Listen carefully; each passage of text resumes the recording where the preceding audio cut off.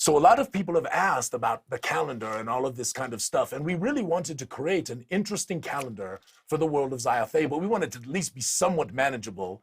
And James did some marvelous work with some folks on working on a calendar, but they've kind of gone dark on us, so we have to check with them again and see what if there's any interest in us continuing on with the calendar and seeing if we can put it out there. But there is some discussions here in-house about us possibly working on that on our own, so that folks can actually keep time in the world of Zyathé in the days that go by. I do that in my own game. I absolutely keep day after day by day. Now, that doesn't mean that perhaps the players take their characters and go off and do something for a couple of weeks, and we don't really have time during that period of time. We don't do things during that period of time. But generally, when they're in the midst of the adventure, I'm keeping day by day time. So anyway, the Cosmology and Counting of Days is the chapter, right, that begins on page 39. And last time I read sort of Zyathé and one of the 8 planets in the Sulion system, and explained that it had 2 moons and then a third, right? So there's Luneos, which is the large moon, and then there is Vixen, which is the small blue moon, and then there is this dark planetoid that literally, no matter where it is in the heavens, is almost always just a black circle. It blots out the stars, it does all of this, and this is named Corrupteun. So these are the things in the skies of Zyathé. There's also the oh yes, Corrupteun. Read that little caption on there, Camera Mandi. Yes. Read it with. I'm just not Yes, like you. yes, I'm you just are. not like you, You've got Alphinius. this. Okay, the fearful specter moon that is named Corruption, showing its purple ring as it hangs in the darkened heavens on the night of Zyauna. I don't know how to even do your words. That's exactly right. Okay. Zyauna. This day of evil portents is associated with the corruption lord who is named Za the Twisted. Za the Twisted.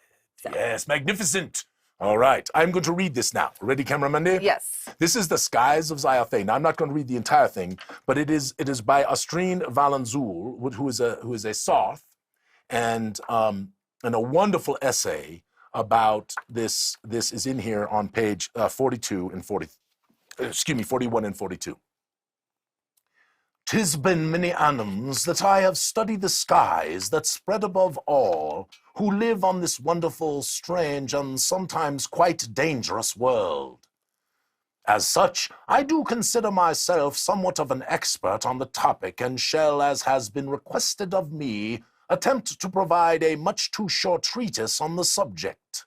For those wishing a more appropriately expanded discourse on the astronomical details of the skies of the Wy'rded world, please see my 37-volume encyclopedia entitled The Heavens Above Us. This may be found in most libraries, or if you wish, you may purchase an autographed set by writing to me, care of the College of Astronomy and Cosmology at Asdrunal University in the grand city of Kozumasun. The Sulion system is one of countless sun systems in the Eterniverse, and is, as far as our limited sight can tell us, far on the edge of the burgeoning void space that provides the home for those same sun systems. The Sulion itself is a yellow-orange sun and is referred to as the Sul by the civilized societies on Zyathé. When counting time in the world of Zyathé, such is measured by the rotation of Zyathé around Sulion, which takes precisely 401 cycles of 24 hours each to complete a full annum. Now, this is the interesting thing. The original structure before the Woe of Ruin was this perfect structure, all right? And basically you had 4 8-day weeks, and then a singular day in the midst of each one of them, called a Sovereign Day, which is not counted on the calendar. So, this was the way it was for many millennia. But when the Woe of Ruin occurred, the Sul itself was slowed by precisely 5 days. These 5 days, 4 of them representing the lords of corruption, and the 5th day being the actual day upon which the Woe of Ruin occurred, which is called Dark Tide. This is the creation of the calendar. So we wanted a calendar when we were creating it that would still be somewhat familiar, which is why we did 8-day weeks, right? But we also wanted some interest. So that's why we added the Soven days. And then, of course, the Woe of Ruin created much interest by creating these 5 days of corruption. So because everyone is so fearful of the four lords, they actually they try to avoid these 5 days, right? And by doing that, they literally count them not in the calendar of the four lords. They want to give no acknowledgement of the four lords. They did add Darktide into the calendar, so there's only 1 month out of the year, which is Dezaun, which has an extra day, which is Darktide. And so this is the whole keeping of time and all of that kind of stuff. And there's, and we tried to make this hopefully interesting when people look at it, right? And when you look at the book itself, you can see here that there is an explanation of Suleon and Luneos, the 3 dancers that fly around the moon, that are these 3 comics, Vixen, Corrupteon, of course, Zaragost, which appeared in this year, the red star, and then the constellations and other planets. And these are all named in here, so to give the world texture.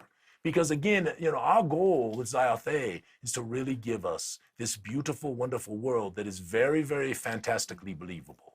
And that was part of this. So as you move into page 44 and you look at the Suliana constant and the keeping of time, you'll get a whole lot of information about how all of the time works and what BW is before woe and SC, right, is what it is afterwards, right? So so you can look at this. I don't need to read all of this stuff. And then you'll read about the Solven days. And then what we did was the months of the Annum, we put in the months here, each one of them, with happenings and activities that occur during those days. So if you're looking at Javu'un, which is January in our world, Javu'un is called the days of the deeping cold, and there, right in the middle of it, is the corruption day, Zauna.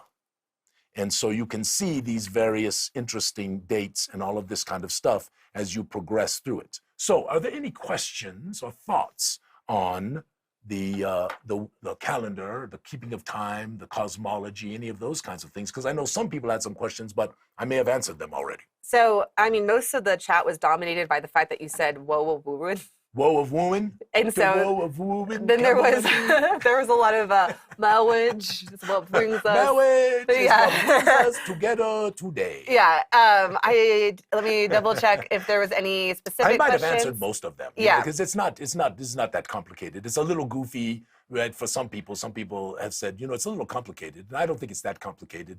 But we did want to I can understand why people, so you have to understand from a perspective, like some people this will just like fit right in. Other people it's like a lot of information. Yes. And so, but this is one of those things that you can choose as a GM to use or not use. Like, I don't think it's going to, how will it affect their campaign if they don't? It really does not, right? Yeah. I know a lot of people don't even keep time, right? That kind of thing. And again, it's your table, right? There's no right or wrong in this stuff. That's why I don't like all this elitism of this is the better way to run games or that is the better way to run games. The truth of the matter is the best way to run games is games that make you happy as a game master and games that make your players happy. Yeah, and that is the best, right? That is the best. There's nothing better, right, Camera Mandi? No, absolutely. So if the idea, I think it's great to have the information. It's part of the world building. If you ever get into that, if you're so immersed that you want to do that, it's available to you. Yes. But also, and I also think that it'd be fun to throw in some holidays every once in a while. Oh, yes. I mean, some of my most favorite memories from playing are just like celebratory times where we're just having fun together. Yes, where you actually, I mean, I've had celebration days. And in fact, this is a wonderful thing. You happen to be in the city, right? When there's a celebration going on, and all kinds of interesting things can happen when a celebration is going on. Yes, Camera Mandi? Absolutely. Mm-hmm. So anyway, I think that this is a good, I don't think that we need to go into every single thing that's in this chapter. No, my plan is not to do that. I think this is fairly self-explanatory at this point. This is going to be the shortest book club video that we post. Well, it covers each one of the months, so you can go through that. You can understand each of the months. It's going to show you all of the special days and some special days for different peoples and all of this kind of stuff. And you can look at this, right?